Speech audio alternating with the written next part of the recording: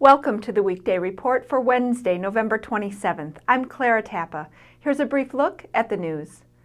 2 days of budget meetings concluded Tuesday night with the City Council approving a 1.3% increase in the tax levy.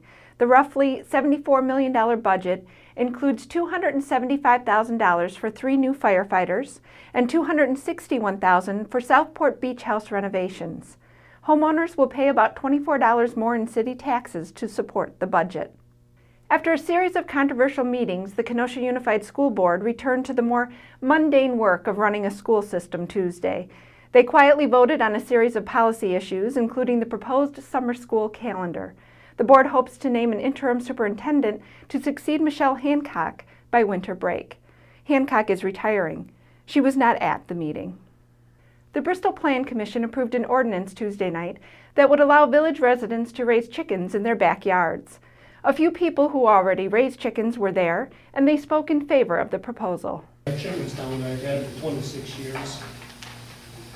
And, I used to raise them in town here in the mid to late 50s. And then the reason I moved down there is because of the more open space. And never had any complaints from my neighbors. And that's all the neighbors around me, and for the 30-some years I've been there. The vote was unanimous. Now it goes to the full board. The governor's wife, Tonette Walker, was in Kenosha County Tuesday, presenting a Wisconsin Hero Award to the director of a therapeutic horseback riding program in Paris. Stephanie Kubarth said she was stunned by the honor. I don't deserve this. All these volunteers that come week after week after week. Jewel there has been with us for, oh my gosh, I don't know how many years. Jan comes 3 times a week. She's a speech therapist and donates her time.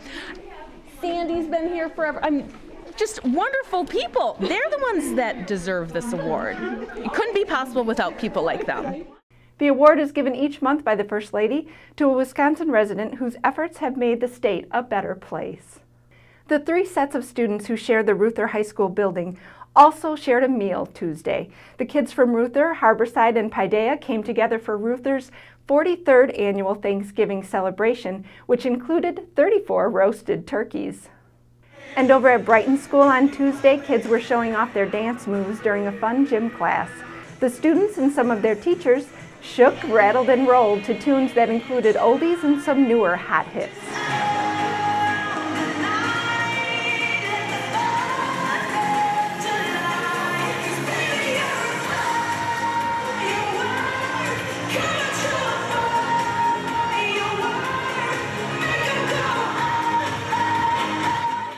What's trending today? For the past several sessions, State Senator Bob Wirtsch has introduced legislation that would boost the minimum wage from $7.25 per hour to $7.60 and tie future raises to an increase in inflation. What do you think? Is it time for Wisconsin's minimum wage to go up? Tell us on our Facebook page. Up next is Dave Marin with Sports Take.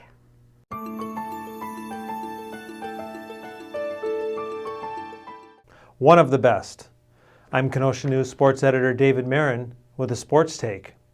Central graduate Austin Demashki got a double dose of good news on Tuesday.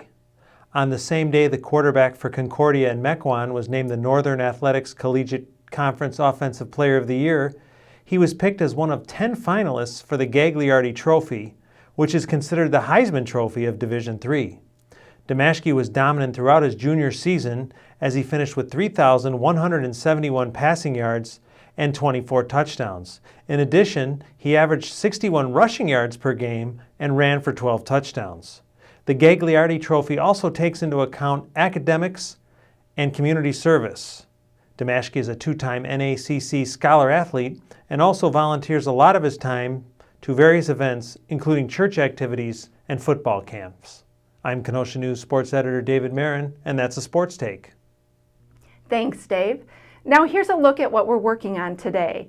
How much food have All Saints Catholic School students collected in their food drive? Deneen Smith will tell us. And Joe Ward is pulling together a Q&A with everything you need to know about the proposed casino project. Pick up a copy of the Kenosha News and check kenoshanews.com for all the details on these stories and more. I'm Clara Tappa with the Weekday Report.